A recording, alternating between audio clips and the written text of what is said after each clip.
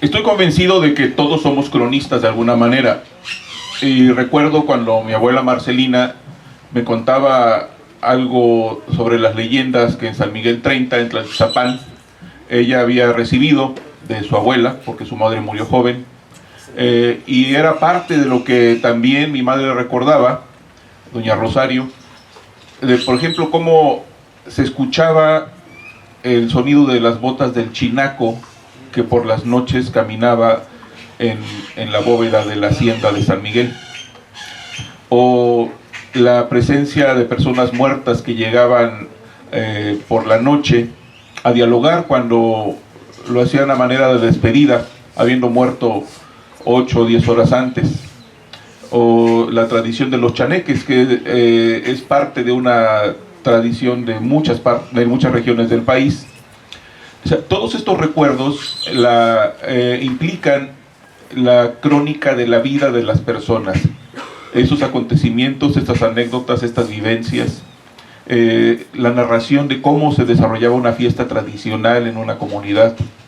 Todo eso yo lo recibí de niño, y con el andar de los años por todo el territorio estatal, constato sencillamente que es un ejercicio cotidiano el de la crónica.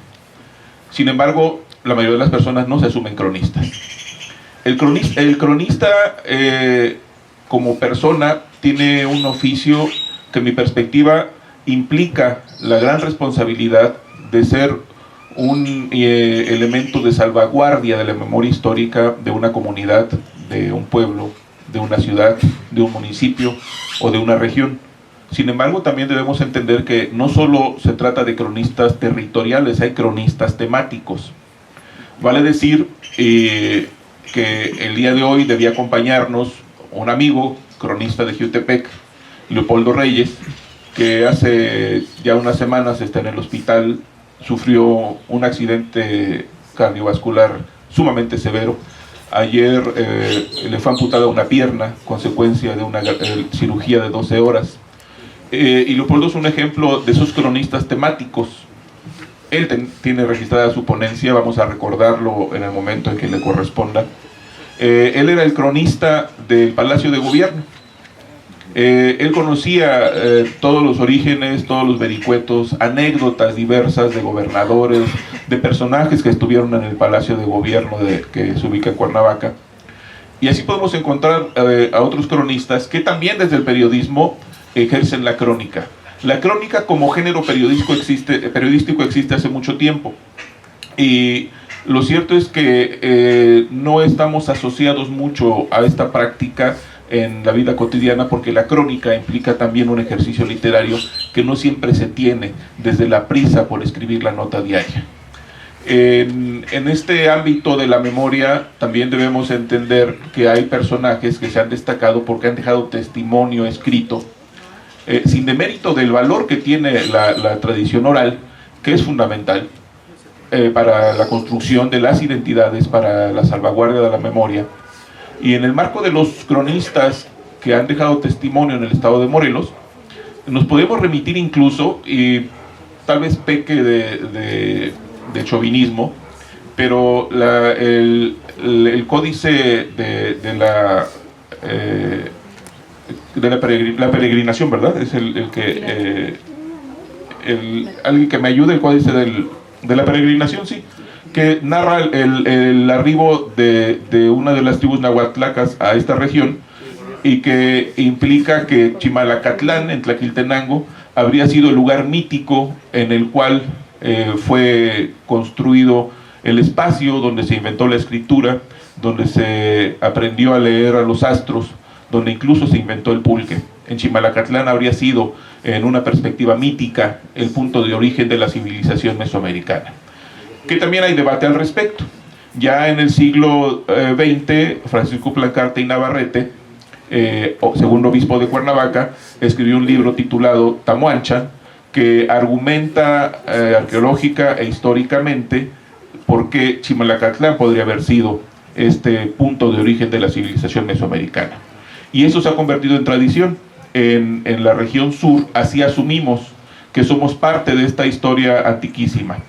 Sin embargo, ya en términos del ejercicio de la crónica, podemos identificar a los personajes que llegaron en la colonia, que nos narran de manera particular cómo Cuernavaca fue conquistada y cómo estos pueblos fueron sojuzgados y sometidos a la autoridad civil, eclesiástica y militar de los nuevos conquistadores, entendiendo que estos pueblos eran conquistados por la Triple Alianza. En esta perspectiva, la narración de la conquista de Cuernavaca es fundamental en términos de lo que representó para la dominación de este territorio que hoy conocemos como Estado de Morelos, pero que también tiene esas anécdotas que son emblemáticas, como el hecho del salto que da Hernán Cortés en su caballo rucio en el punto que se conoce como Puente del Diablo o Puente del Telpoyohueco, y que incluso muchos cuernavacenses, y esto queda solo prácticamente para los cronistas que son depositarios de esta memoria, para la mayoría de los cuernavacenses pasa inadvertido el origen de este lugar, de este punto, que es emblemático y que Diego Rivera representó en los murales que pintó en el Palacio de Cortés. En el transcurso de los siguientes siglos hay diferentes viajeros, como Villaseñor, por ejemplo, que describe en informes oficiales las características físicas y tradiciones de esta región que hoy es el estado de Morelos. Nos habla, por ejemplo, del Cristo del Espino de Jojutla, o también nos habla de Nuestra Señora de los Milagros de Tlaltenango, por citar ejemplos. Ya en el siglo XIX el oficio es más amplio, más diverso, y podemos mencionar a Benicio Montero, Felipe Benicio Montero, el cronista por antonomasia del sitio de Cuautla. Su manuscrito ha sido una fuente fundamental para poder entender el desarrollo de los hechos del sitio de Cuautla entre el 19 de febrero y el 2 de mayo de 1812. Sin esta fuente de un cronista acucioso, no habríamos entendido de manera tan detallada este proceso en torno a los hechos del sitio de Cuautla. Y ya en la segunda mitad del siglo XIX, los cronistas ya propiamente morelenses, aunque no hayan nacido en territorio propiamente morelense, recordando que el estado de Morelos fue creado el 20 de abril de 1869, a personajes como Cecilio Agustín Robel Orihuela, o Domingo Díez, o Agustín Aragón y León, personajes que desde sus oficios diversos, Domingo Díaz como ingeniero, los otros dos como abogados y profesores, literatos, Miguel Salinas, por supuesto, filólogo, ellos hicieron crónica y son fuentes fundamentales que nos permiten conocer la historia del estado de Morelos entre el siglo XIX y los inicios del siglo XX desde su ejercicio.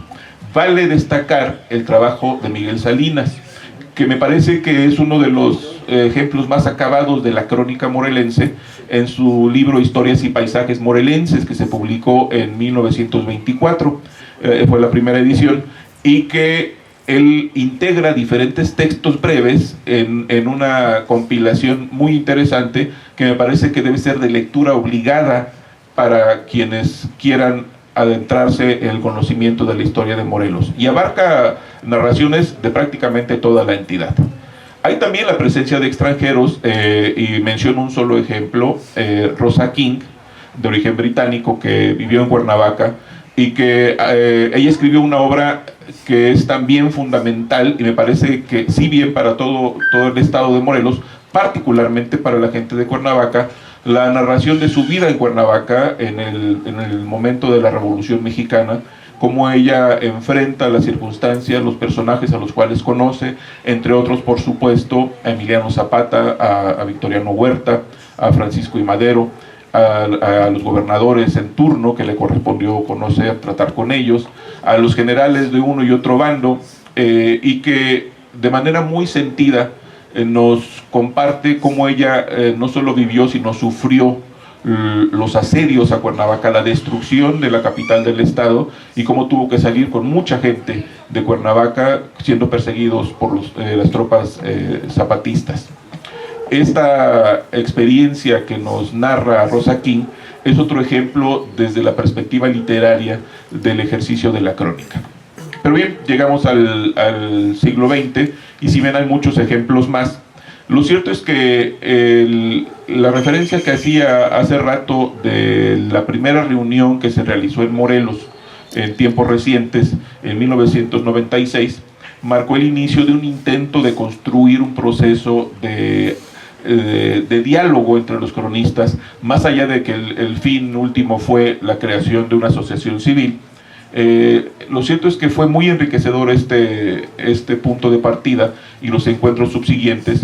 Sin embargo, vale decir que también las pasiones intervienen en el ejercicio de la crónica. Las petulancias, los protagonismos, los intereses, las relaciones con la autoridad en turno, la búsqueda de provecho del cargo. Todo esto es parte de una dinámica que no podemos evadir. Por eso, cuando nos planteamos hace 3 años presentar una iniciativa ante el Congreso del Estado para crear la figura de Consejo de Cronistas, lo hicimos en 2 perspectivas. Ya había una experiencia en Cuernavaca, ya había una experiencia en Jiutepec también, que implicaba reconocer el hecho de que tiene que ser un trabajo colectivo. Las figuras de cronistas unipersonales no tienen cabida en nuestra época. ¿Cómo voy de tiempo? 3. No tienen cabida en nuestra época. Adicionalmente, tenemos que entender que no se trata de un oficio solo de personas mayores. Hay, y esto es importantísimo destacar, el arribo de gente joven al ejercicio de la crónica. Yo tengo la imagen muy marcada de don Pablo Zavala, cronista de Tetelpa. Don Pablo ya murió, y me parece que era la imagen viva del cronista clásico. Don Pablo siempre de guarache, camisa remangada, sombrero de palma. Siempre traía en la bolsa de su camisa una libreta pequeña de espiral, atravesada en el espiral por un lápiz. Don Pablo registraba los hechos de Tetelpa, si era la inauguración del pozo, si era la visita del presidente municipal, si era la visita del gobernador, era el narrador. Pero aquí viene también el involucramiento del cronista en otras tareas. Él, como otros personajes de la crónica, son responsables de encargarse de la representación de cierta obra, en algunos lugares de los 12 pares de Francia, en otras de los moros de garrote, en otras de las danzas religiosas como pastoras o vaqueros. Es decir, a veces el cronista tiene un papel múltiple. Y lo cierto es que el cronista, el de cronista no es un oficio remunerado, que es algo que en tiempos contemporáneos se ha convertido en un elemento de discordia por quienes aspiran a ser cronistas para estar incluidos en una nómina. Termino ya destacando 2 cosas. Tenemos 2 elementos: los tecuanes de Tecala, que hay tecuanes en toda la región centro del país, pero en Tecala tienen una particularidad porque son elementos identitarios fundamentales. Y esta pieza de cerería de Santa Catarina Zacatepetlac, que nos trae Nicolás, que también va a intervenir más tarde para hablarnos de ello, que es una de las expresiones más acabadas de la artesanía morelense, y yo diría que del arte tradicional morelense, no artesanía, del arte tradicional morelense, y que, por ejemplo, Nicolás, siendo cronista, promueve también como creador la cerería tradicional.